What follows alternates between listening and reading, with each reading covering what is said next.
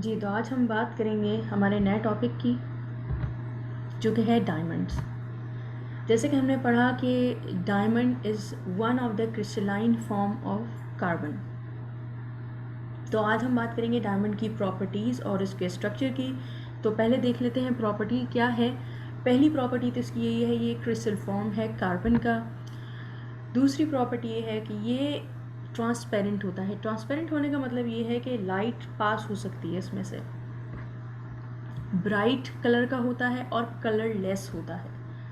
अब सवाल ये है कि अगर ये कलरलेस होता है तो फिर हम किस तरीके से कलर डायमंड्स देखते हैं, जैसे कि ब्लू, ग्रीन, ये सारे डायमंड्स हमें कैसे मिलते हैं। इसका जवाब आपको आगे मिलेगा। डायमंड की नेक्स्ट प्रॉपर्टी ये है कि ये हार्डेस्ट नोन सब्सटेंस है। हार्डेस्ट नोन सब्सटेंस ये क्यों है, ये हम स्ट्रक्चर में देखेंगे। इसकी अरेंजमेंट की वजह से ये हार्डेस्ट सब्सटेंस है।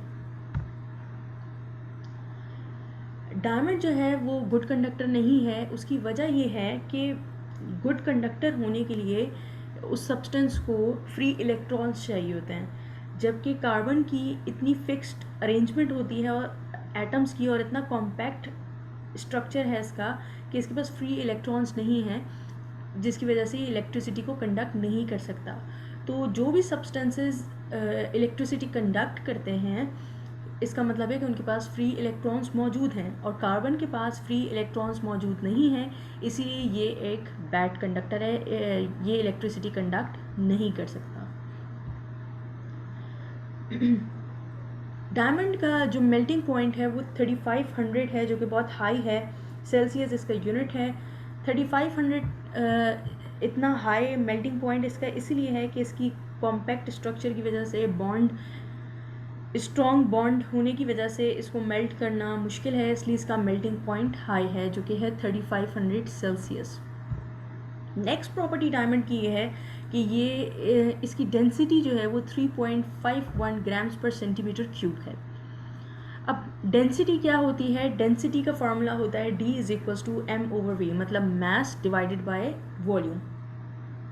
अब डेंसिटी को अगर मैं आसान ज़बान में समझाऊं तो इसका मतलब ये होता है कि किसी भी पर्टिकुलर वॉल्यूम के अंदर उस सब्सटेंस का कितना मास मौजूद है। किसी भी पर्टिकुलर वॉल्यूम के अंदर उस जिसको आप वे कर रहे हैं, जिसकी आप डेंसिटी मालूम कर रहे हैं, उसका कितना मास मौजूद है, तो वो होती है उस सब्सटेंस की डेंसिटी। डायमंड जो है उसकी डेंसिटी है 3.51 ग्राम्स पर सेंटीमीटर क्यूब। ग्राम यूनिट है मास का, तो इसलिए हमने यहाँ पे ग्राम्स लिख दिया, और सेंटीमीटर क्यूब यूनिट है वॉल्यूम का। वॉल्यूम के जैसे कि यूनिट हमने पढ़े हैं, मिलीलीटर्स पढ़ा है, लीटर्स पढ़ा है, तो centimetre cube is one of the units of diamond.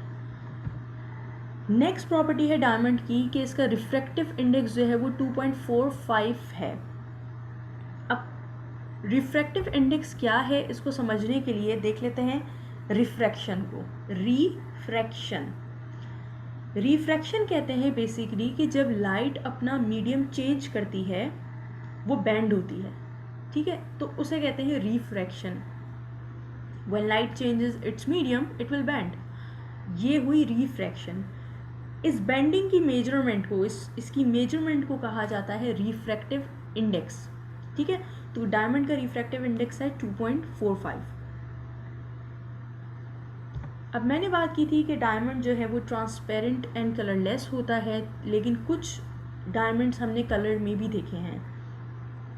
उसका रीज़न ये है कि जब डायमंड के अंदर कोई इम्प्योरिटी ऐड हो जाती है तो वो उसको कलर दे देती है।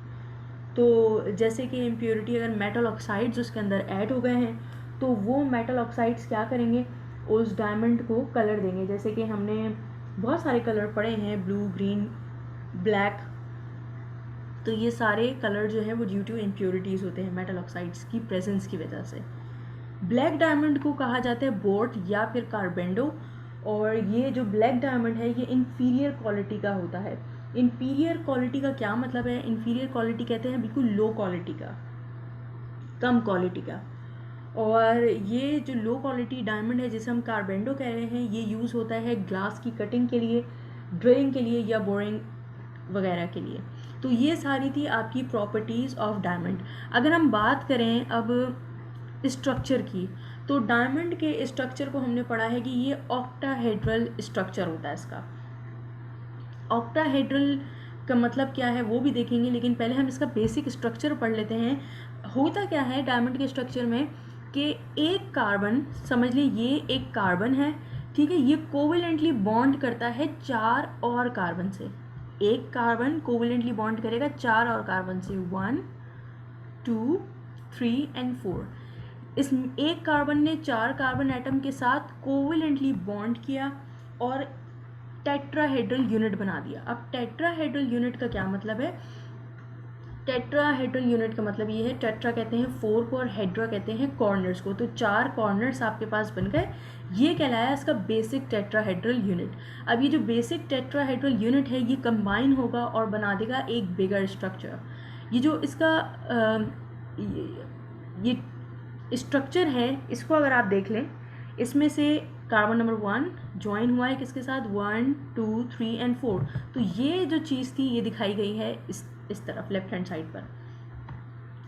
तो कार्बन के टेट्राहेड्रल स्ट्रक्चर कंबाइन होते हैं और बना देते हैं ऑक्टाहेड्रल स्ट्रक्चर। ऑक्टा मीन्स 8 और हेड्रा मीन्स कॉर्नर्स, ठीक है जी। और अगर कार्बन के बीच में जो बॉन्ड होता है उसकी लेंथ की बात की जाए तो कार्बन बॉन्ड लेंथ है 1.54 एंगस्ट्रॉम। अब 1.54 एंगस्ट्रॉम में से 1 एंगस्ट्रॉम की अगर बात की जाए, एंगस्ट्रॉम जो है वो यूनिट होता है बॉन्ड लेंथ का, तो 1 एंगस्ट्रॉम बराबर होता है 1 मल्टीप्लाई बाय 10⁻⁻10 MK, ठीक है। और अगर कार्बन और कार्बन के दरमियान जो बॉन्ड है उसकी एनर्जी की बात की जाए तो वो एनर्जी होती है 347 किलो जूल्स पर मोल की। जिस तरह एंगस्ट्रॉम यूनिट है बॉन्ड लेंथ का, इसी तरीके से किलो जूल्स पर मोल यूनिट है बॉन्ड एनर्जी का। तो ये जो एक कार्बन 4 और कार्बन के साथ बाइंड हो रहा है, इसकी वजह से एक बहुत रिजिड स्ट्रक्चर बनता है, और इस रिजिड स्ट्रक्चर की वजह से कार्बन जो है वो हार्डेस्ट सब्सटेंस है और इसको ब्रेक करने के लिए भी एनर्जी ज़्यादा रिक्वायर्ड है, इसलिए इसका मेल्टिंग पॉइंट जो है वो 3500 सेल्सियस है, जो कि ज़्यादा है। तो ये था कार्बन का बेसिक स्ट्रक्चर एंड प्रॉपर्टीज़।